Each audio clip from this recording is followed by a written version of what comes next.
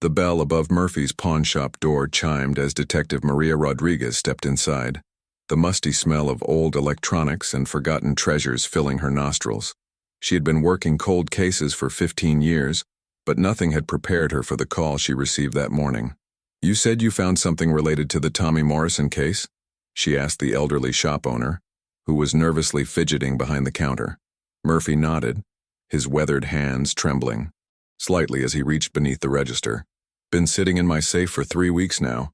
Didn't think much of it until I saw that anniversary article in the Tribune yesterday." The article: 40 years since 8-year-old Tommy Morrison vanished from Lincoln Elementary School in Chicago on a crisp October afternoon in 1985.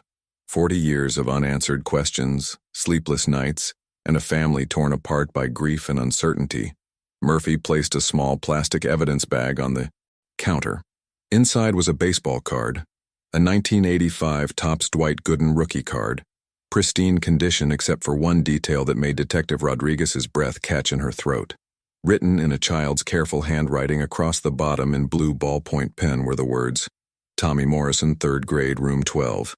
"The person who brought this in," Rodriguez said, her voice steady despite the racing of her heart. "I need everything you remember about them." What Detective Rodriguez didn't know was that this single baseball card would unravel one of Chicago's most haunting mysteries and expose a web of deception that had been carefully maintained for 4 decades.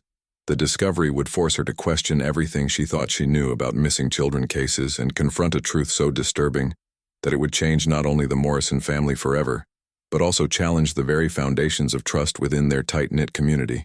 The card itself seemed innocent enough, a piece of childhood memorabilia that thousands of kids collected in the 1980s. But the circumstances surrounding its appearance at Murphy's pawn shop were anything but ordinary. The shop, located in a rundown section of Chicago's South Side, was known for accepting items with questionable origins, no questions asked. Murphy had been in business for over 30 years, and in all that time, he had never felt compelled to contact the police about any item that crossed his counter. Until now. "The guy was nervous," Murphy began, his voice barely above a whisper. "Real nervous. Kept looking over his shoulder like someone was following him. Had this old shoebox full of cards. Said they belonged to his deceased brother." Rodriguez pulled out her notebook, her pen poised to capture every detail. In cold cases, especially ones involving missing children, even the smallest piece of information could be the key that unlocked decades of mystery. "Can you describe him?" she asked. Murphy closed his eyes, concentrating. Middle-aged, maybe late 50s. Average height, brown hair going gray. Had a scar on his left hand, right here. He pointed to the space between his thumb and index finger. Wore a wedding ring, but it looked old, tarnished. And his clothes, they were clean but worn, like someone who takes care of what they have because they don't have much. The description was detailed enough to work with, but Rodriguez knew that, after 3 weeks, the trail would be cold. Still, she had to try. The Morrison family deserved answers, and this card might be the first real lead they had received in decades. Did he say anything else about the cards? About his brother? Murphy shook his head. Just that his brother had died recently and he was cleaning out the house. Said he needed the money for funeral expenses. I gave him $200 for the whole box, but this one, he gestured toward the evidence bag, this one was special. Soon as I saw the name written on it, something didn't feel right. Rodriguez carefully picked up the evidence bag, studying the card through the plastic. The handwriting was definitely that of a child. The letters slightly uneven, the pressure inconsistent. But what struck her most was how well preserved the card was. After 40 years, it should have shown more signs of wear, especially if it had been in a child's collection. "Mr. Murphy, I need you to think very carefully. Was there anything else unusual about this man? Any detail, no matter how small, that stood out to you?" The old man was quiet for a long moment, his brow furrowed in concentration. Then his eyes widened slightly. "His shoes," he said suddenly. "They were expensive, real expensive. Italian leather. Looked like they cost more than most people make in a week. Didn't match the rest of his appearance at all." This detail sent a chill down Rodriguez's spine. In her experience, people who were genuinely struggling financially didn't typically own $1,000 shoes. It suggested that the man's story about needing money for funeral expenses might have been fabricated. I'm going to need to see your security footage from that day, Rodriguez said. Murphy's face fell. That's the thing, Detective. My security system has been on the fritz for months. Been meaning to get it fixed, but he shrugged helplessly. Of course, Rodriguez thought. It would have been too easy if they had video evidence. But she wasn't discouraged. 40 years of investigating had taught her that cases were rarely solved by single pieces of evidence. They were solved by patience, persistence, and the careful accumulation of facts that eventually formed a complete picture. As she prepared to leave the pawn shop, Rodriguez's phone buzzed with a text message. It was from her partner, Detective James Walsh. Morrison family wants to meet. They saw the Mao. News about the card. The news. Rodriguez had forgotten that Murphy had mentioned calling a local reporter before contacting the police. By now the story was probably spreading across social media, and the Morrison family would be experiencing a mixture of hope and terror that she knew all too well. Hope that this might finally be the breakthrough they had prayed for. Terror that it might lead to confirmation of their worst fears. The Morrison family home on Maple Street looked exactly as it had 40 years ago, frozen in time like a shrine to a missing child. Detective Rodriguez parked her unmarked sedan in the driveway, noting the well-maintained garden and the fresh coat of paint on the shutters. Despite the tragedy that had befallen this family, they had somehow managed to keep their lives together, at least on the surface. Margaret Morrison answered the door before Rodriguez could knock. At 68, Tommy's mother still carried herself with the same determined grace that had made her the face of missing children advocacy in Chicago for decades. Her hair was silver now, and deep lines etched her face, but her eyes held the same fierce intelligence that had impressed investigators 4 decades earlier. Detective Rodriguez, Margaret said, extending her hand. Thank you for coming so quickly. Behind her stood David Morrison, Tommy's father, now 71 and showing the weight of 4 decades of unanswered questions. His, once broad shoulders were slightly stooped, but his handshake was still firm when he greeted the detective. Please come in, Margaret said, leading Rodriguez into a living room that felt like stepping back in time. The furniture was the same style from the 1980s, meticulously maintained. On the mantelpiece sat dozens of photographs of Tommy, school pictures, family vacations, birthday parties, creating a timeline that abruptly stopped at age 8. We saw the news report, David said, his voice hoarse with emotion. Is it really Tommy's card? Rodriguez carefully removed the evidence bag from her briefcase and placed it on the coffee table. Margaret's hand flew to her mouth, and tears immediately began streaming down her cheeks. Oh my God, she whispered. That's his handwriting. That's definitely his handwriting. David leaned forward, studying the card intently. He was so proud of that card collection. Spent every penny of his allowance on baseball cards that summer. Said he was going to be rich someday when they were worth a fortune. Tell me about the day he disappeared, Rodriguez said gently. She had read the case file dozens of times, but she wanted to hear it directly from the parents.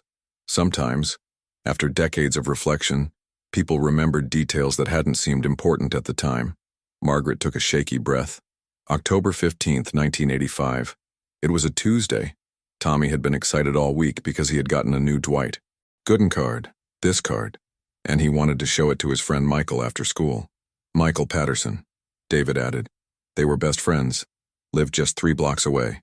Tommy was supposed to walk straight to Michael's house after school, Margaret continued. It was a route he had taken dozens of times, but he never arrived. Rodriguez made notes as they spoke, even though she knew the basic facts. What time did you realize something was wrong? Michael's mother called at 4:30, David said.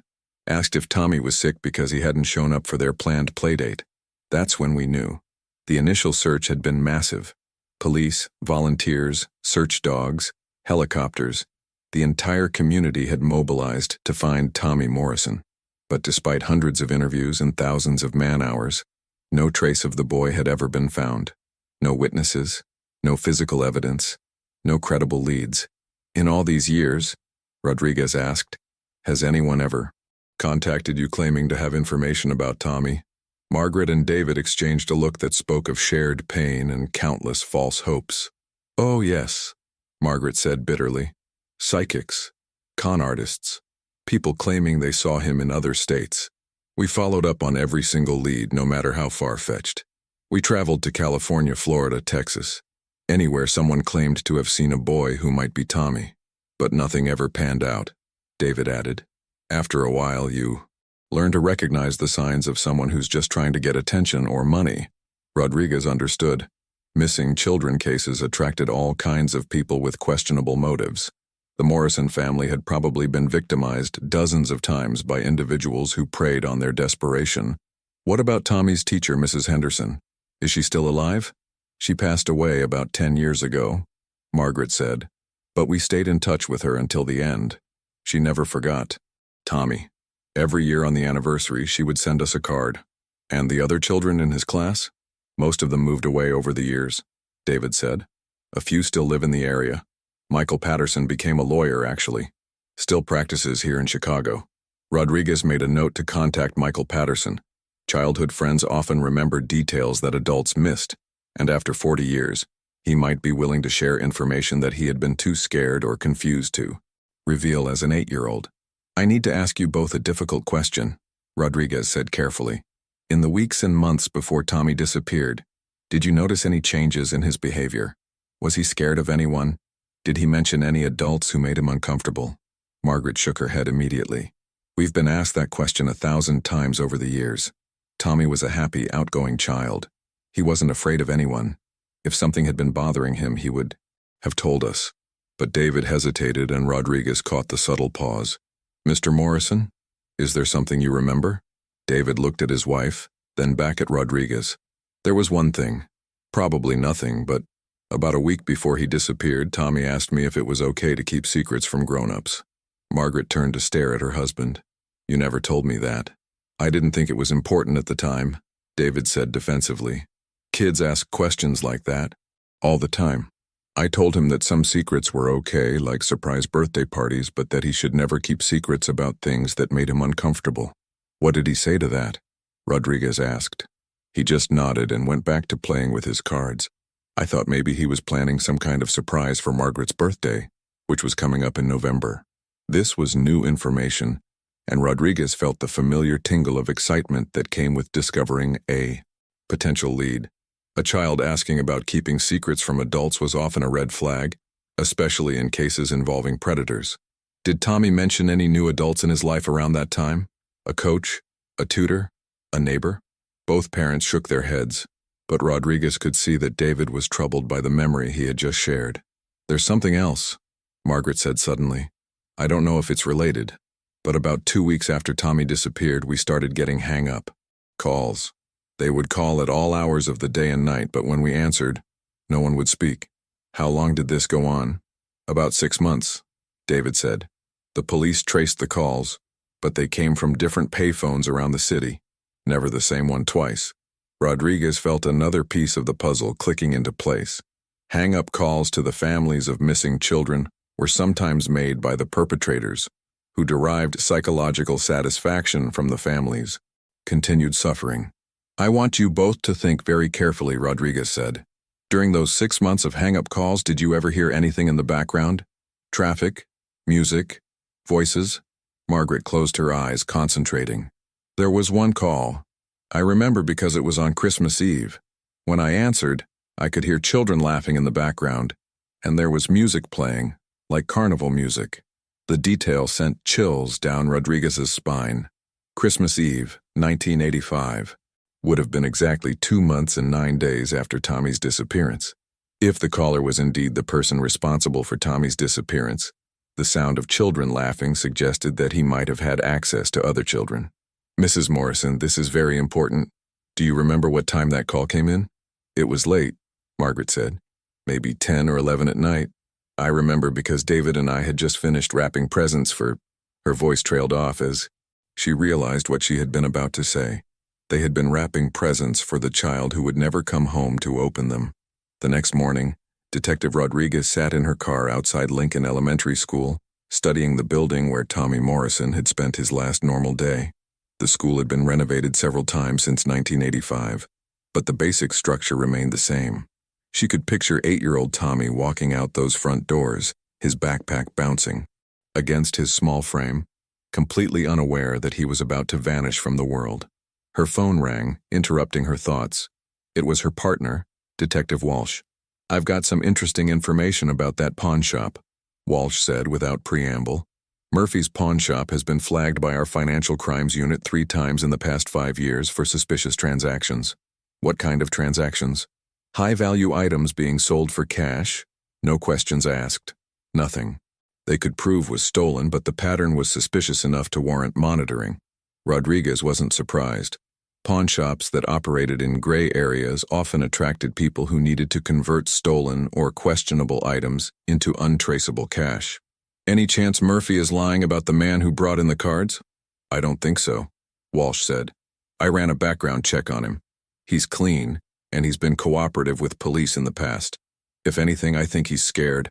This is probably the biggest thing that's ever happened in his shop." Rodriguez ended the call and walked toward the school entrance.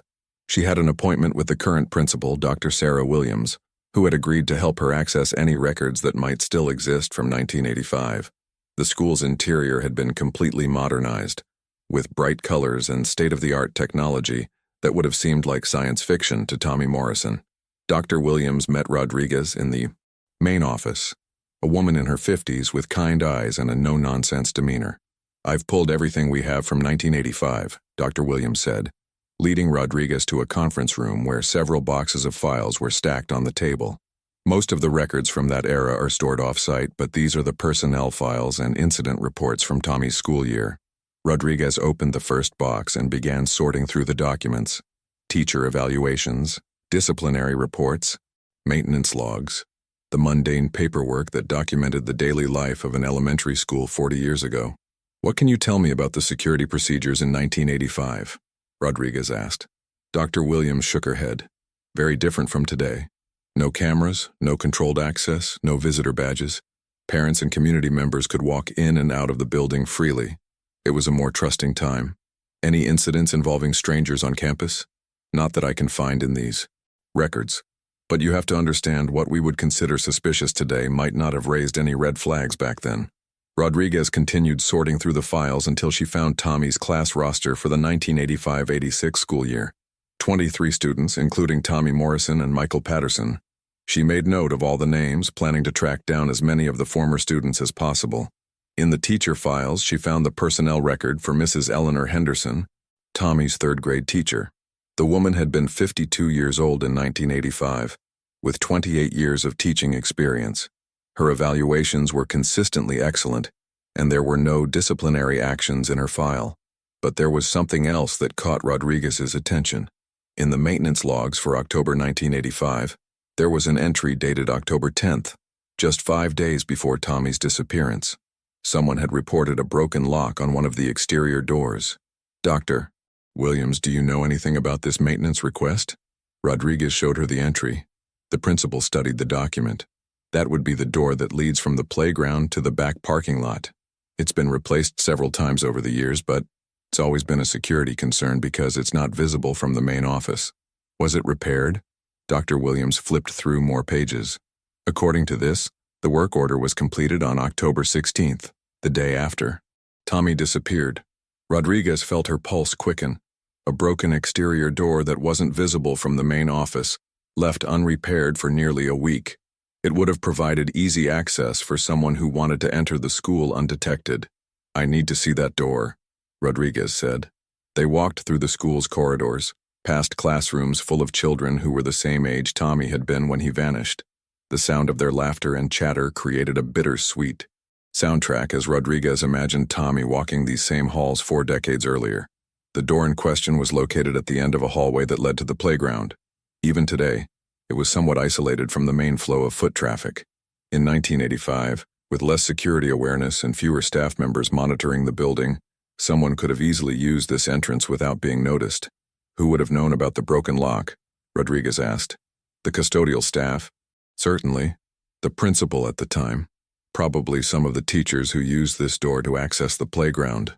I'll need a list of all the staff members who were employed here in October 1985.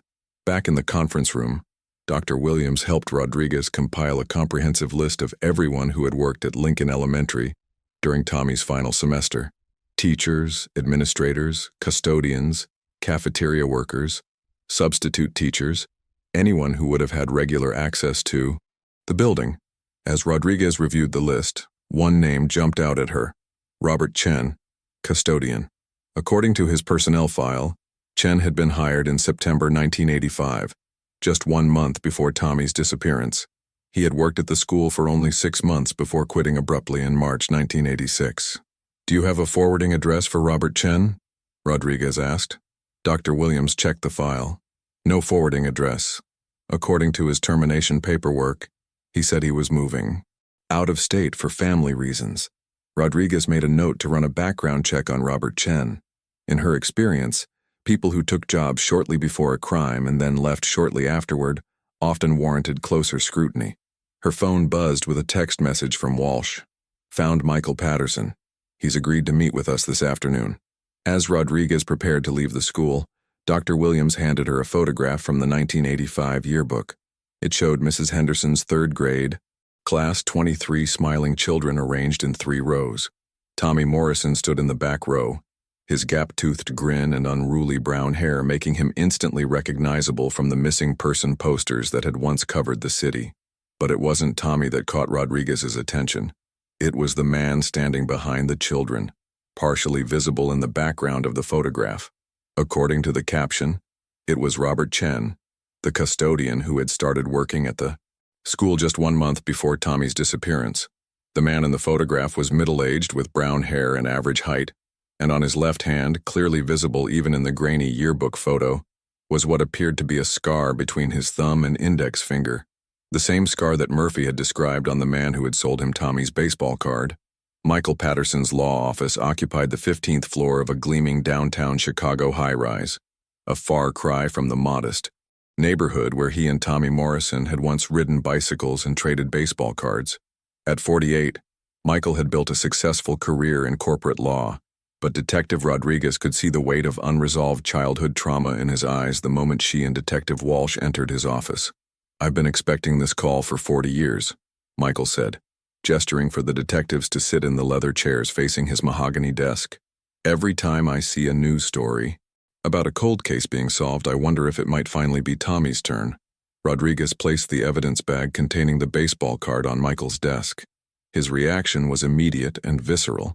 His face went pale, and his hands began to tremble slightly. "Jesus Christ," he whispered.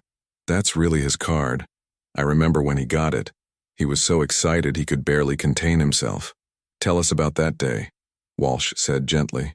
"The day he got the card." Michael leaned back in his chair, his eyes distant as he traveled back in time. "It was about a week before he disappeared. We had gone to Murphy's Sports Cards after school. Different Murphy's. This was a card shop that used to be on Clark Street. Tommy had saved up his allowance for weeks to buy a pack of 1985 Topps cards." "He bought it at a card shop?" Rodriguez asked, making notes. "Yeah, and he was so lucky. Dwight Gooden rookie cards were really hard to pull from packs back then. Tommy opened his pack right there in the store, and when he saw the Gooden card, he started jumping up and down. The shop owner even let him use a pen to write his name on it. This detail was important. If Tommy had written his name on the card at the shop, there might be other witnesses who remembered the incident." "What happened to that card shop?" Walsh asked. "Closed down years ago. The owner died, I think. But I remember that day so clearly because Tommy was convinced the card was going to make him rich someday." Rodriguez studied Michael's face carefully. "Michael, I need you to think very carefully about the days leading up to Tommy's disappearance. Did he seem scared or worried about anything? Did he mention any adults who made him uncomfortable?" Michael was quiet for a long moment, and Rodriguez could see him wrestling with something. "There was something," he finally said. "But I never told anyone because I thought I might get in trouble." "What kind of trouble?" "We weren't supposed to talk to strangers, you know. Our parents had drilled that into us, but there was this man who had been hanging around the school for a few weeks before Tommy disappeared." Rodriguez felt her pulse quicken. "Can you describe him?" "Middle-aged, brown hair, kind of average-looking. He had a scar on his hand. I remember that because he showed it to us and said he got it in an accident when he was a kid." The description matched both Murphy's account of the man who sold the baseball card and the custodian Robert Chen from the school photograph. "Where did you encounter this man?" "At the playground after school. He would sit on the bench near the swings and watch us play. Sometimes he would talk to us, ask us about school, about our families. Did he ever ask you or Tommy to go anywhere with him? Michael shook his head. No, nothing like that. He seemed nice enough. He said he was new in the neighborhood and was thinking about enrolling his son at our school. Did he mention his son's name? I don't think so, but he asked us a lot of questions about our teachers, about the school schedule, about when we got out of class. Rodriguez exchanged a glance with Walsh. A stranger asking detailed questions about school schedules and routines was a classic predator behavior. Michael, this is very important. Did this man ever give you or Tommy anything? Candy, toys, money? Not exactly, Michael said slowly, but he did offer to buy us baseball cards once. Said there was a new card shop that had just opened and he would take us there if our parents said it was okay. Did you tell your parents about this offer? Michael looked ashamed. No. Tommy and I talked about it, but we decided not to ask because we knew our parents would say no. They were always warning us about strangers. When was the last time you saw this man? The day before Tommy disappeared. He was at the playground again, but this time he seemed different, more focused, I guess.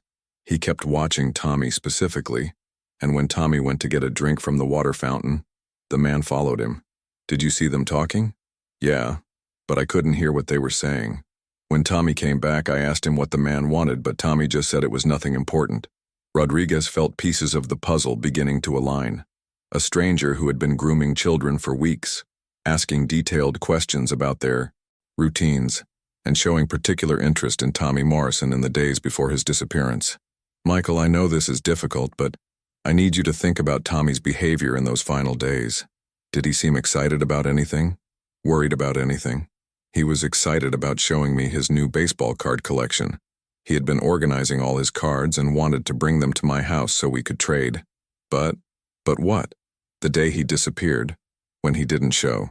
Up at my house, I called the school to see if he was still there. The secretary said all the students had left, but then she mentioned something strange. What did she mention? She said Tommy had gone back into the building after the final bell. Said he told the teacher he forgot something in his locker. This was new information that Rodriguez hadn't seen in any of the case files. Did the police know about this? I don't know. I told my parents, and I think they told the police. But I was never interviewed directly. I was just a kid, and everyone was trying to protect me from the trauma of the investigation. Rodriguez made a note to check the original case files for any mention of Tommy returning to the building after school. If this detail had been overlooked or not properly investigated, it could be crucial to understanding what happened. Is there anything else you remember about that day? Anything at all? No matter how small it might seem? Michael was quiet for several minutes, clearly struggling with painful memories. There is one more thing, he said finally, but it's going to sound crazy. Tell us anyway. About 6 months after Tommy disappeared, I was walking home from school, and I could have sworn I saw him. Rodriguez leaned forward. Where? In a car that was stopped at a red light about 2 blocks from the school. There was a boy in the passenger seat who looked exactly like Tommy, but older. When I got closer to get a better look, the light changed and the car drove away. Did you see the driver? Just for a second it was a man, but I couldn't see his face clearly. The windows were tinted. Did you tell anyone about this? Michael nodded. I told my parents, and they called the police. But by the time the officers arrived, the car was long gone. And everyone said it was probably just wishful thinking, that I wanted to see Tommy so badly that I was imagining things. Do you remember anything? About the car? Make? Model? Color? It was dark blue or black, kind of boxy looking, like a sedan from the early 80s. Rodriguez made detailed notes about the car sighting. Even if it had been investigated at the time, it was worth revisiting with fresh eyes and modern investigative techniques. As the interview concluded, Michael walked the detectives to the elevator. Detective Rodriguez, he said as the elevator doors opened. Do you really think you can solve this case after all these years? Rodriguez looked at the successful lawyer who still carried the pain of losing his best friend 4 decades earlier. I think we have more leads now than the original investigators ever had, she said honestly. And sometimes, that's all it takes. As the elevator descended toward the lobby, Rodriguez's mind was already racing ahead to the next steps in the investigation. They needed to track down Robert Chen, the custodian who had disappeared shortly after Tommy's vanishing. They needed to re-examine the original case files for any mention of Tommy returning to the school building. and they needed to find out more about the mysterious man who had been grooming children at the playground. But most importantly, they needed to figure out how Tommy's baseball card had ended up in a pawn shop 40 years later, and whether the person who sold it was the same person who had taken Tommy Morrison from his family on that October afternoon in 1985.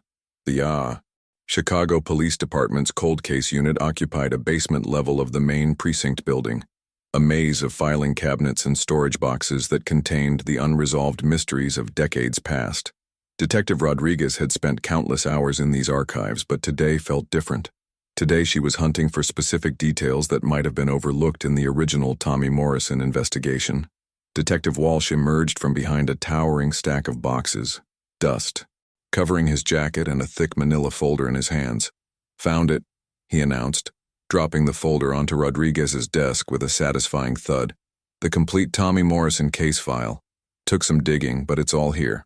Rodriguez opened the folder carefully, revealing hundreds of pages of reports, witness statements, photographs, and evidence logs.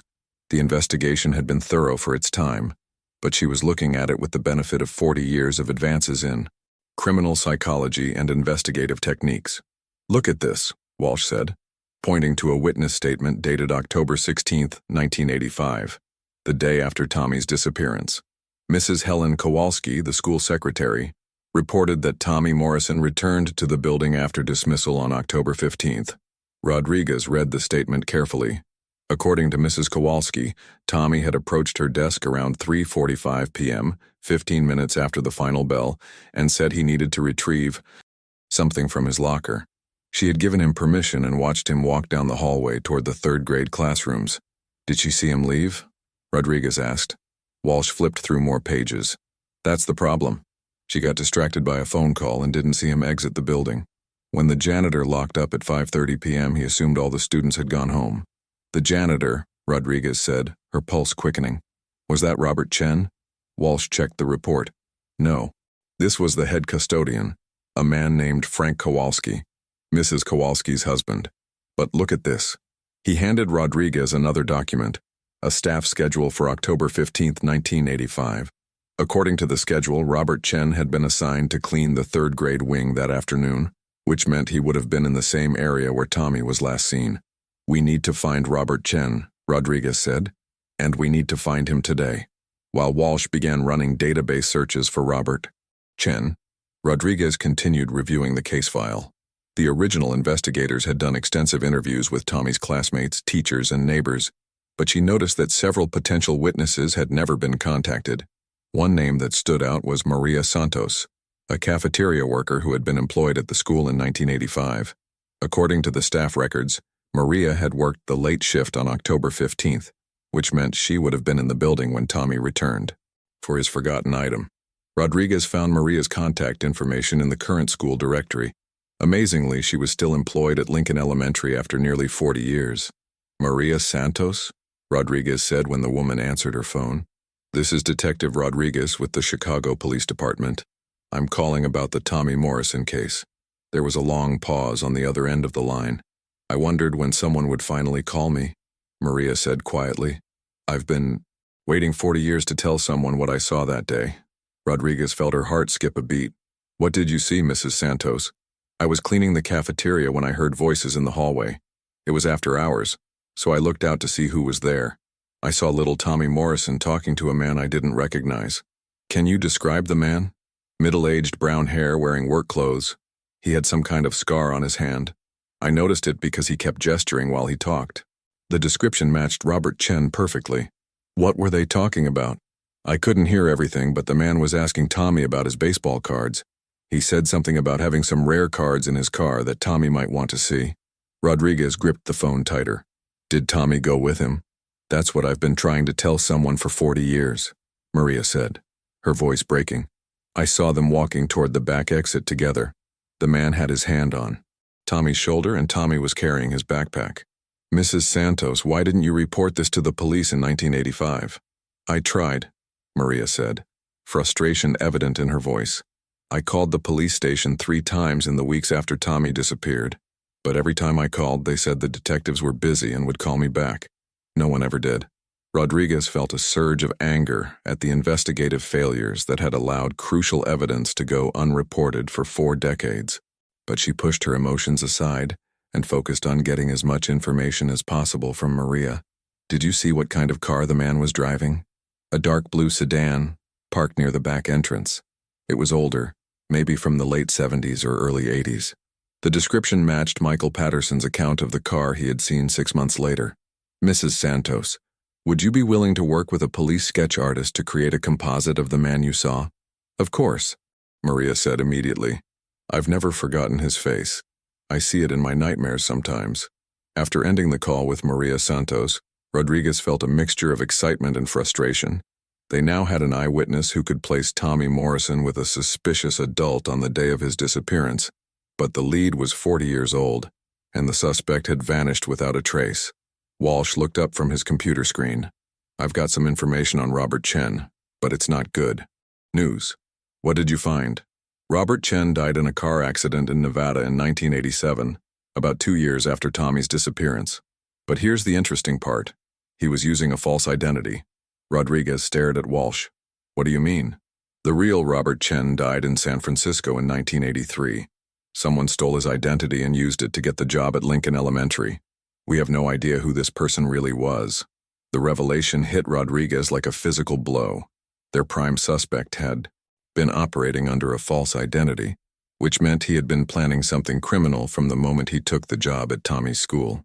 There's more, Walsh continued. I ran the fingerprints from Robert Chen's employment file through the national database.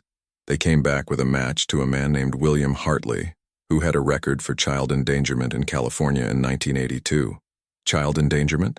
He was arrested for approaching children at playgrounds and offering them candy and toys. The charges were dropped when the families didn't want their children to testify, but the pattern fits. Rodriguez felt the pieces of the puzzle clicking into place. William Hartley, operating under the stolen identity of Robert Chen, had taken a job at Lincoln Elementary specifically to gain access to children. He had spent weeks grooming Tommy Morrison and other students, learning their routines and building their trust. If Hartley died in 1987, Rodriguez said, then who sold Tommy's baseball card to the pawn shop 3 weeks ago? Walsh shook his head. That's the million-dollar question. Either our information about Hartley's death is wrong, or someone else has had Tommy's belongings all these years. Rodriguez's phone rang, interrupting their discussion. It was Murphy from the pawn shop, and he sounded agitated.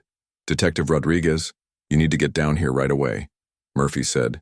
The man who sold me the baseball card, he's back. And he's asking about whether anyone has been asking questions about the cards he sold. Rodriguez grabbed her jacket and headed for the door. We're on our way. Whatever you do, don't let him leave. As Rodriguez and Walsh raced through the Chicago streets toward Murphy's pawn shop, Rodriguez couldn't shake the feeling that they were finally closing in on the truth about Tommy Morrison's disappearance. But she also knew that after 40 years, the person responsible would be desperate to avoid capture, which made him extremely dangerous. The question was whether they would arrive at the pawn shop in time to confront the man who might hold the key to solving one of Chicago's most haunting cold cases. Murphy's pawn shop was eerily quiet when Detective Rodriguez and Detective Walsh arrived, their unmarked car sliding to a stop across the street. Through the dusty windows, they could see 2 figures inside, Murphy behind the counter and a tall, thin man in a dark jacket, examining items in the display case. That's him, Rodriguez whispered into her radio, calling for backup units to position themselves around the building. Suspect is inside the location, appears unaware of police presence. Walsh checked his service weapon and nodded toward the back alley. I'll cover the rear exit. Give me 2 minutes to get in position. Rodriguez watched the second hand on her watch tick by with agonizing slowness. 40 years of waiting for answers. And now, they were potentially minutes away from confronting the person who might know what happened to Tommy Morrison. The bell above the door chimed as Rodriguez entered the shop, trying to appear casual despite the adrenaline coursing through her veins. The man at the display case looked up briefly, and she got her first clear look at his face. He was approximately 60 years old, with graying brown hair and deep-set eyes that seemed to assess everything around him with predatory calculation. Most notably, there was a distinctive scar between the thumb and index finger of his left hand, exactly as Murphy and Maria Santos had described. Can I help you find something? Murphy asked, his voice slightly strained. Rodriguez could see the nervous sweat beading on his forehead. "Just browsing," Rodriguez replied, moving closer to the display case where the man was standing. "Looking for vintage baseball cards, actually. I heard you might have some interesting pieces." The man's head snapped up at the mention of baseball cards, and Rodriguez saw a flash of something, fear, recognition, cross his features. "Baseball cards are popular these days," the man said carefully. "Lot of people looking for them. Especially the rare ones." Rodriguez continued, watching his reaction closely. 1985 Topps cards, for instance. Those Dwight Gooden rookies can be worth quite a bit. The man's hand moved instinctively toward his jacket pocket, and Rodriguez tensed, ready to draw her weapon if necessary. But instead of a gun, he pulled out a cell phone and glanced at the screen. "I should get going," he said abruptly, heading toward the door. "Actually, sir, I'm Detective Rodriguez with the Chicago Police Department," she said, blocking his path and displaying her badge. "I'd like to ask you a few questions about some items you sold to Mr. Murphy recently." The man's demeanor changed instantly.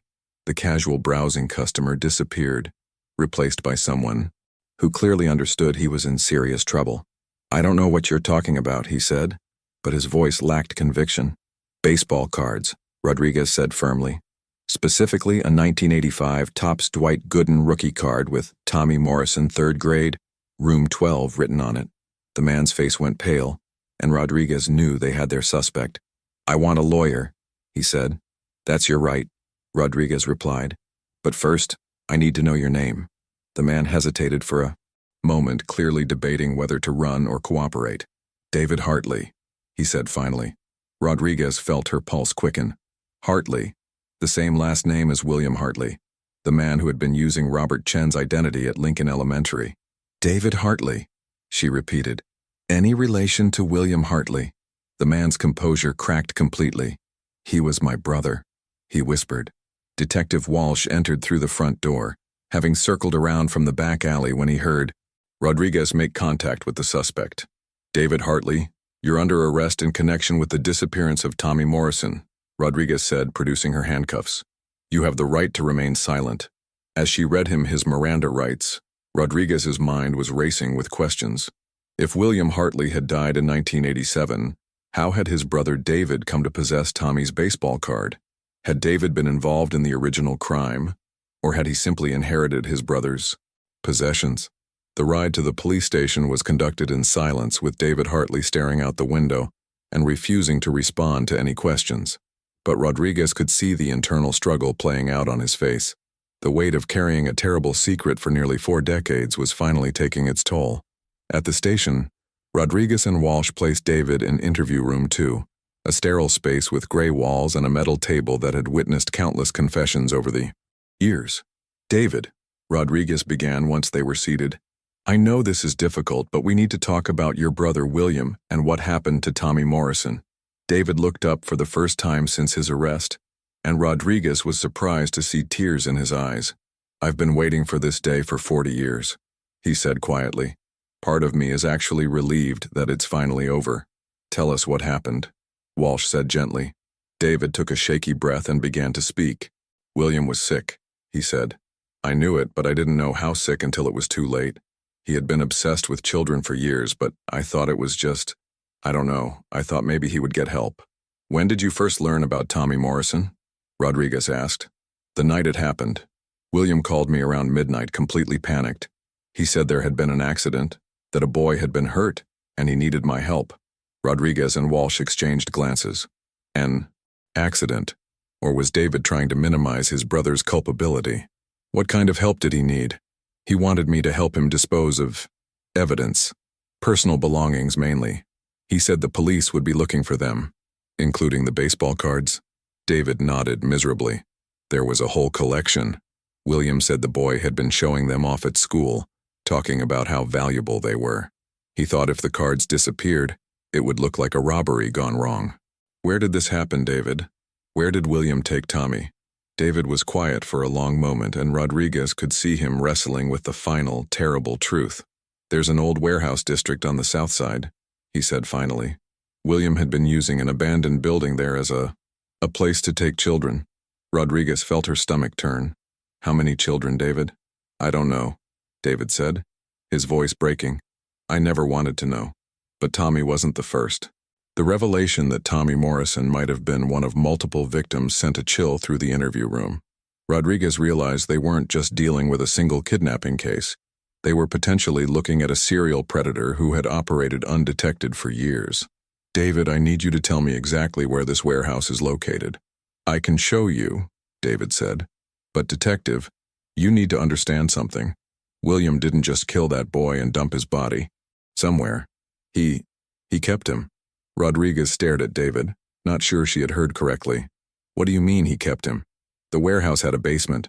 William had converted it into living quarters. He kept Tommy there for months, maybe longer. The room fell silent as the implications of David's statement sank in. If Tommy had been held captive rather than immediately killed, it meant he had suffered for an extended period. But it also raised a possibility that Rodriguez hardly dared to consider. David, she said carefully, when did Tommy die? David looked confused by the question.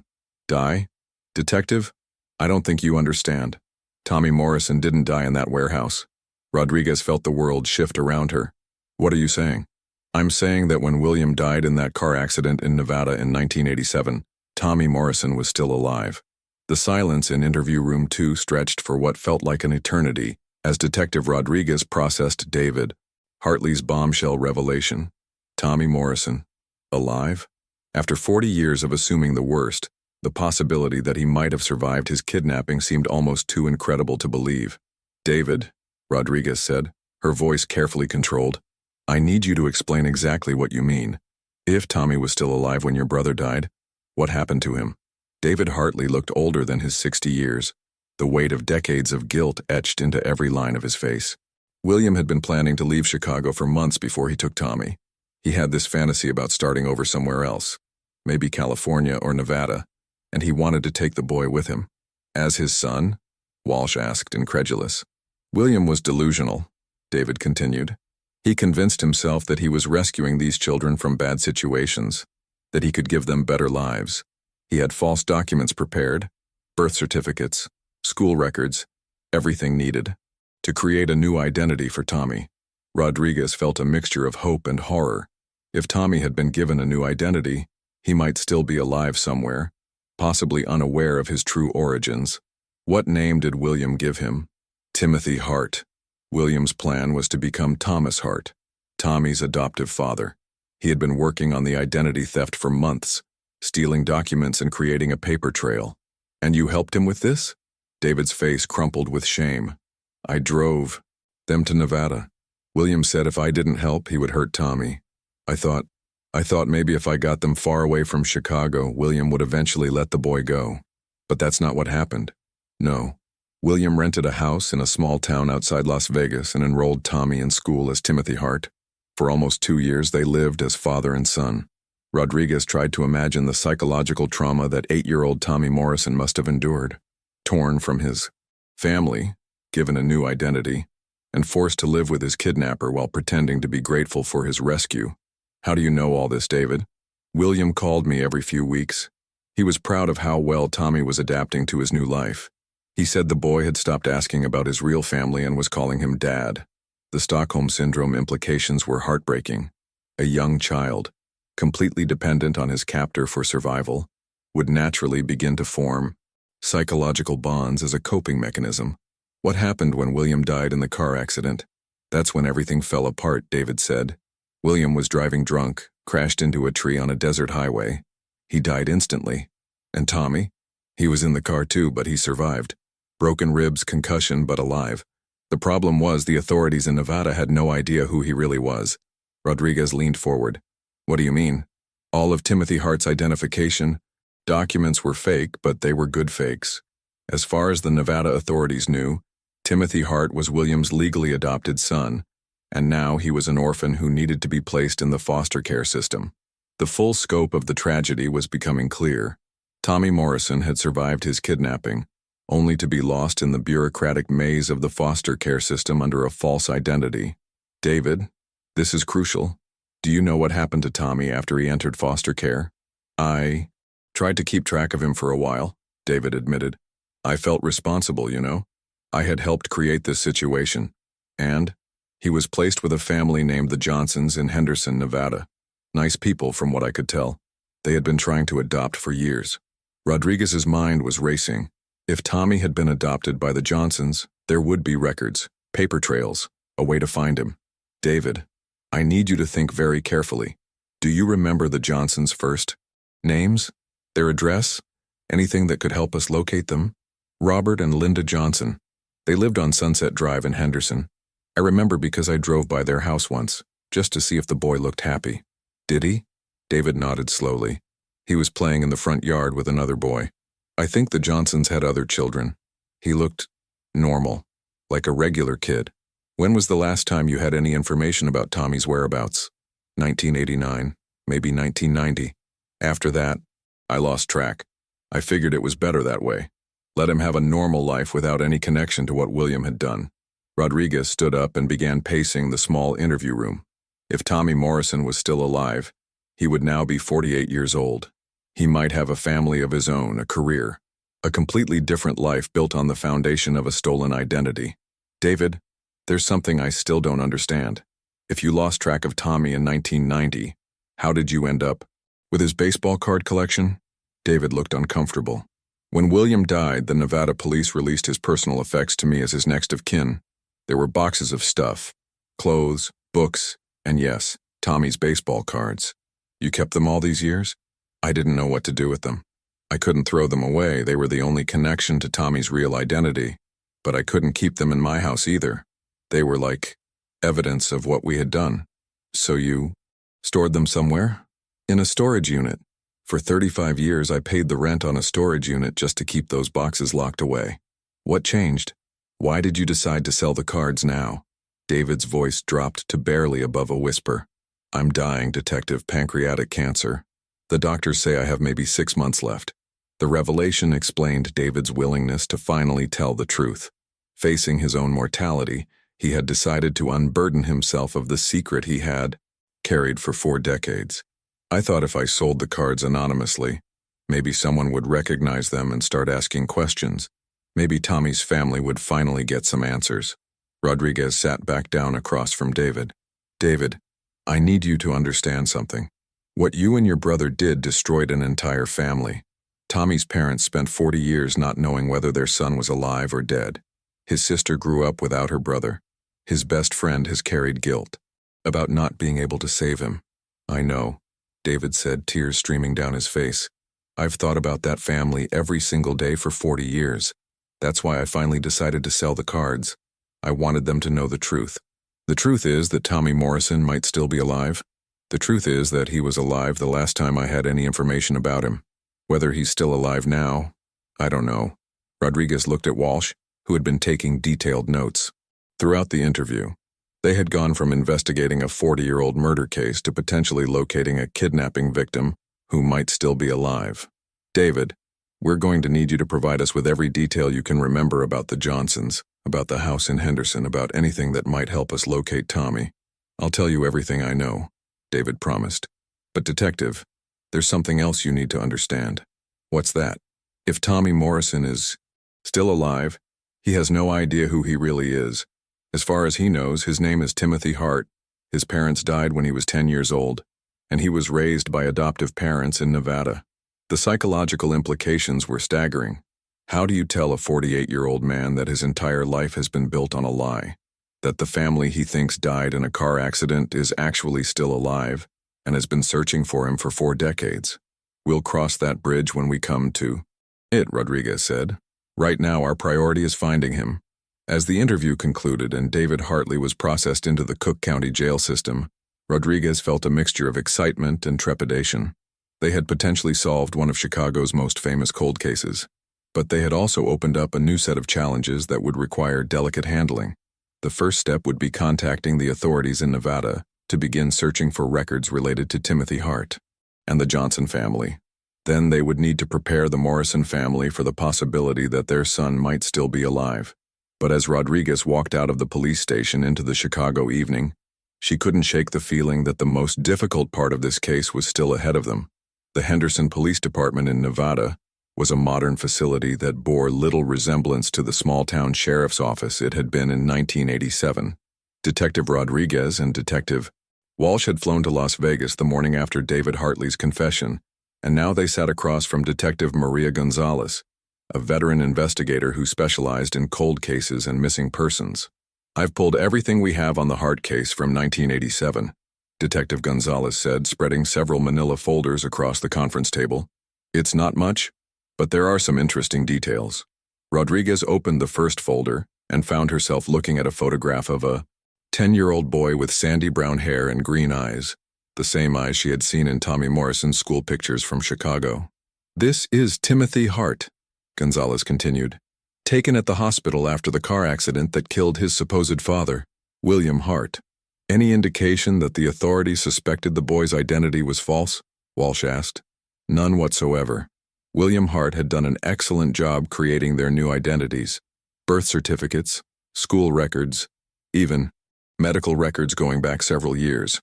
As far as anyone knew, Timothy was William's legally adopted son." Rodriguez studied the hospital photograph more closely. Despite the bruises and bandages from the car accident, she could see the resemblance to the 8-year-old Tommy Morrison who had disappeared from Lincoln Elementary. But she could also see something else in the boy's eyes, a wariness that seemed far too mature for a 10-year-old. What happened to Timothy after he was released from the hospital? He was placed in emergency foster care initially, then moved to the Johnson family about 6 weeks later. Robert and Linda Johnson had been approved for adoption and were specifically looking for an older child. Gonzalez opened another folder containing the Johnson family's adoption paperwork. They seemed to have been genuinely caring people.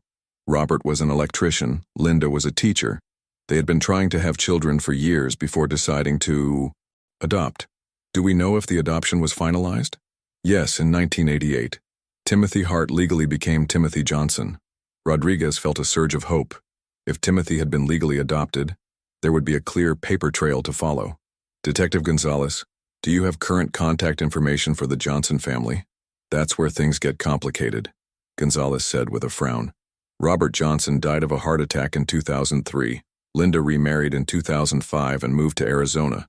But here's the interesting part. Timothy Johnson seems to have disappeared from public records around 1995. "What do you mean, disappeared?"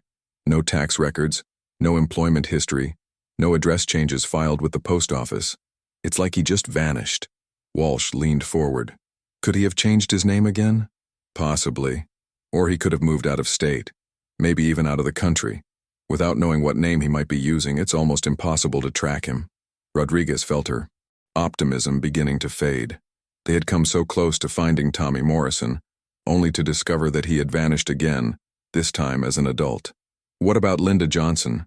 Could she have information about Timothy's whereabouts?" "I contacted her yesterday after you called," Gonzalez said. "She's agreed to meet with you this afternoon. She lives in Scottsdale now." The drive from Henderson to Scottsdale took 4 hours through desert landscape that seemed to stretch endlessly in all directions. Rodriguez found herself thinking about Tommy Morrison, now Timothy Johnson, and wondering what kind of man he had become. Had he retained any memories of his life in Chicago? Did he ever wonder about his origins? Linda Johnson lived in a modest, ranch-style home in a retirement community filled with palm trees and golf courses. She was a woman in her 70s with silver hair and kind eyes that reminded Rodriguez of Margaret Morrison. "Please come in," Linda said, leading them to a living room decorated with family photographs. "I have to admit, your call yesterday brought back a lot of memories. Mrs. Johnson, we appreciate you taking the time to speak with us," Rodriguez said. "We're investigating a case that may be connected to Timothy. Is he in some kind of trouble?" "No, ma'am.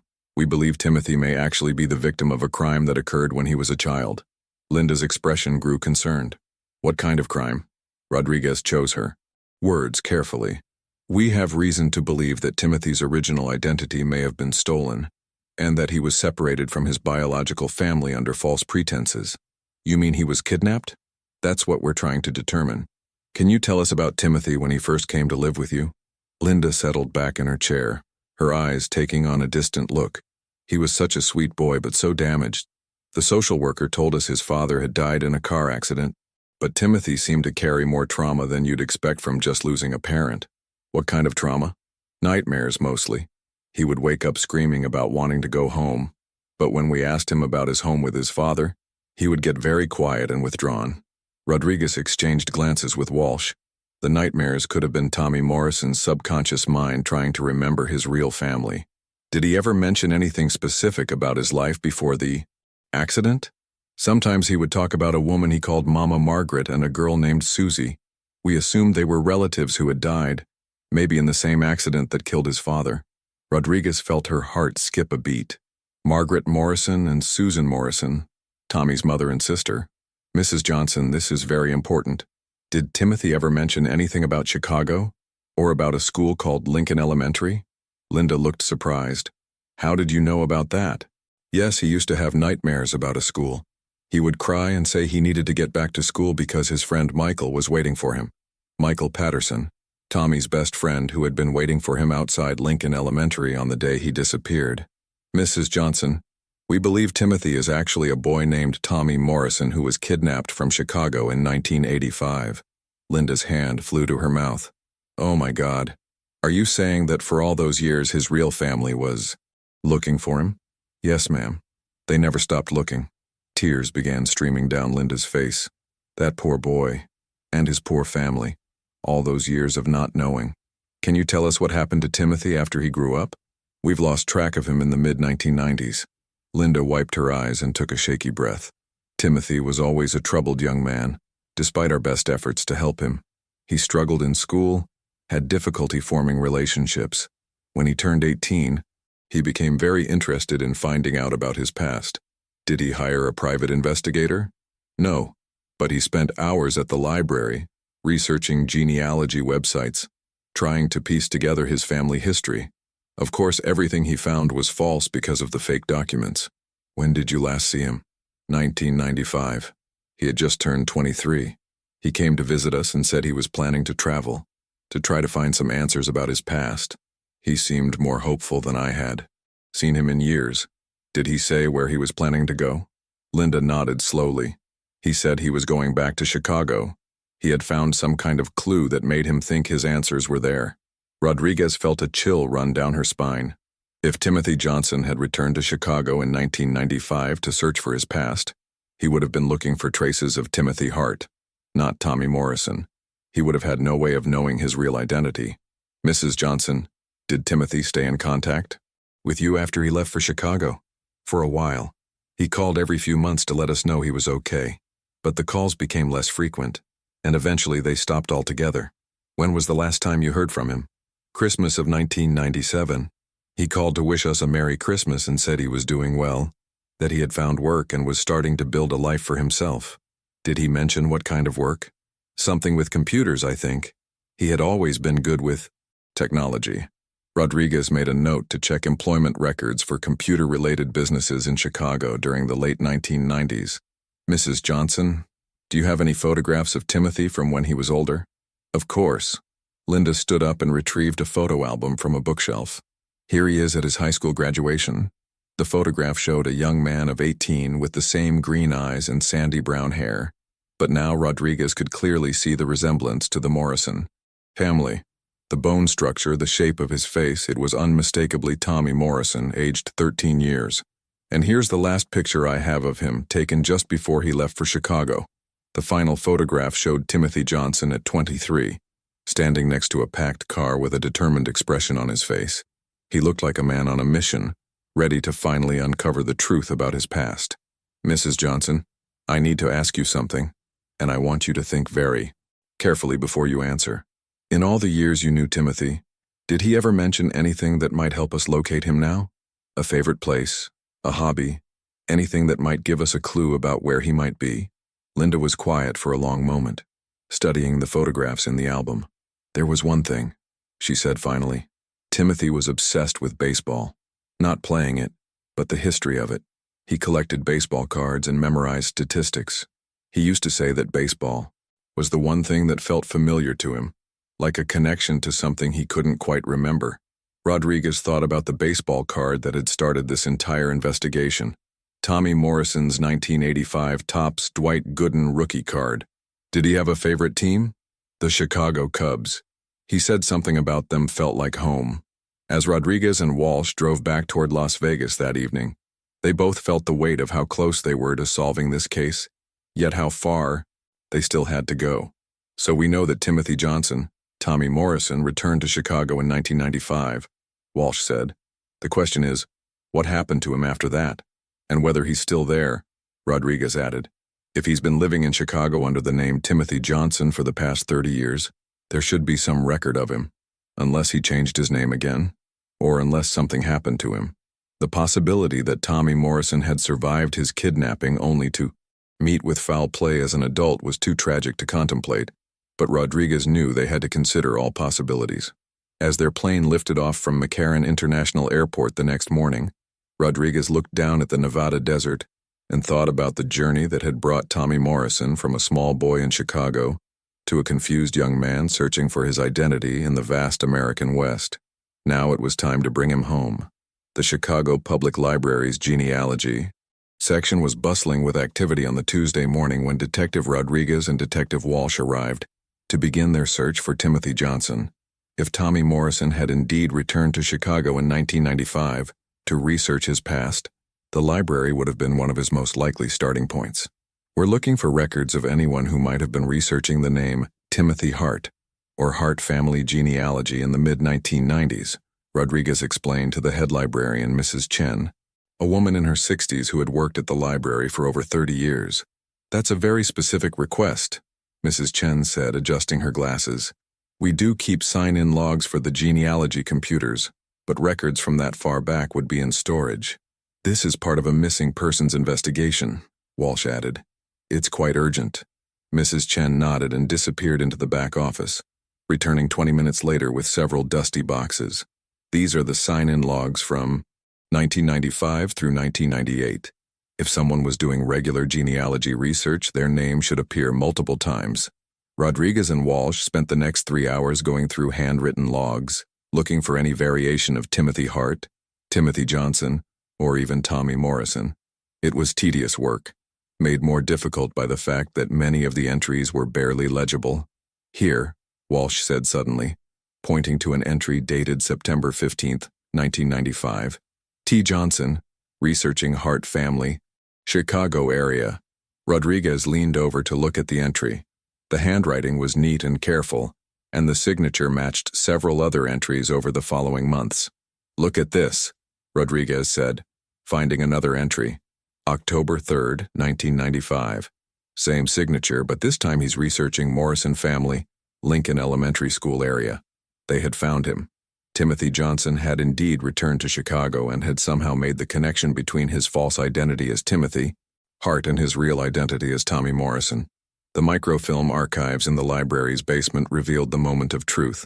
There, on the screen of an old reader, was the Chicago Tribune article from October 16, 1985. 8-year-old boy vanishes from elementary school. The photograph showed Tommy Morrison's school picture, the same face that Timothy Johnson would have recognized as his own. But the trail went cold after November 1995. Timothy Johnson's library visits stopped abruptly, and when Rodriguez contacted Margaret Morrison, she learned about a mysterious phone call from that same period. There was a young man who called in late 1995, Margaret had said. He knew details about Tommy that hadn't been released to the public. We arranged to meet him, but he never showed up. The Illinois DMV records showed that Timothy Johnson had obtained a driver's license in September 1995, listing an address on Ashland Avenue. But when Rodriguez and Walsh visited the apartment building, the manager, Carlos Ruiz, told them something that sent chills down their spines. He didn't exactly move out, Carlos said. One day he just stopped coming home, left all his stuff behind. I figured maybe he got into some kind of trouble, but the rent was paid up for 3 months in advance, so I didn't think much of it at first. When exactly did this happen? November 1995.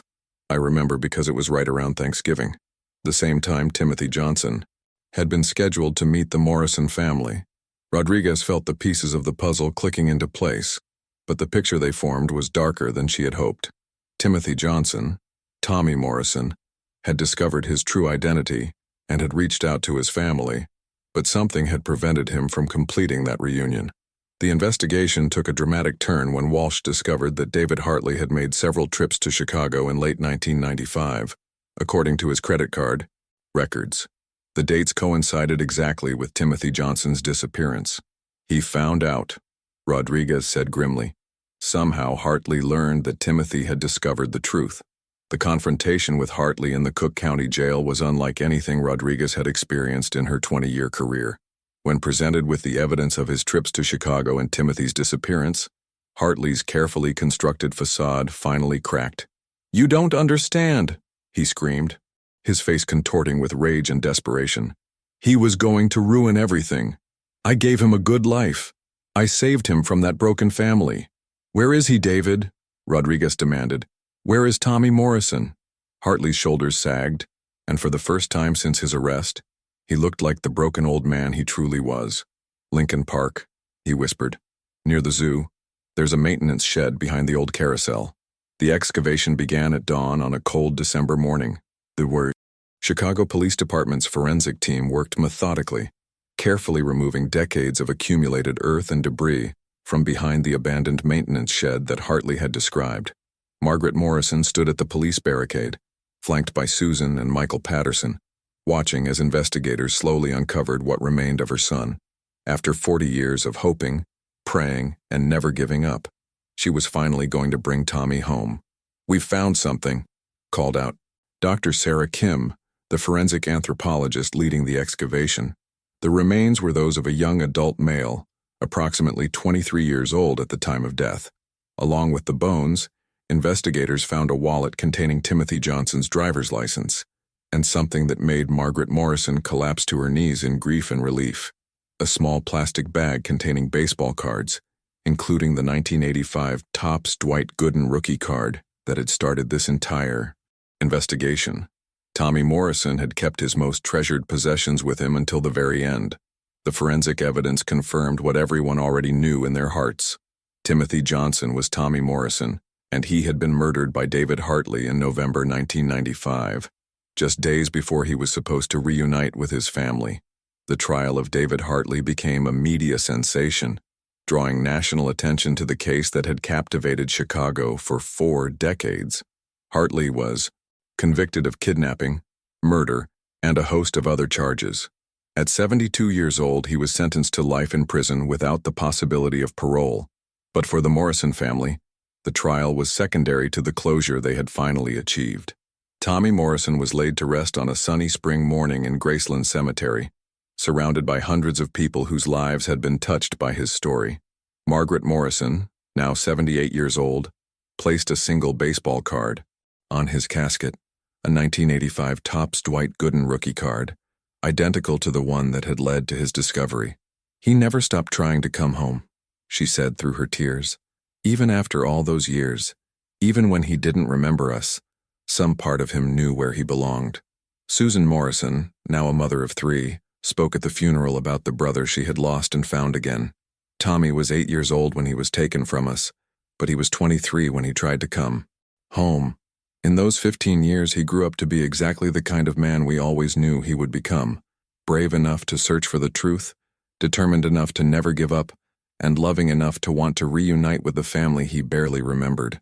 Michael Patterson, Tommy's best friend who had waited for him outside Lincoln Elementary School on that October day in 1985, delivered the final eulogy. "I spent 40 years wondering what happened to my best friend," he said. "Now I know that he never stopped being the same brave, curious kid who loved baseball cards and wasn't afraid of anything. He just grew up to be a brave, curious man who loved baseball cards and wasn't afraid to face the truth about his past." The case of Tommy Morrison's disappearance and eventual discovery had a profound impact on missing children investigations across the country.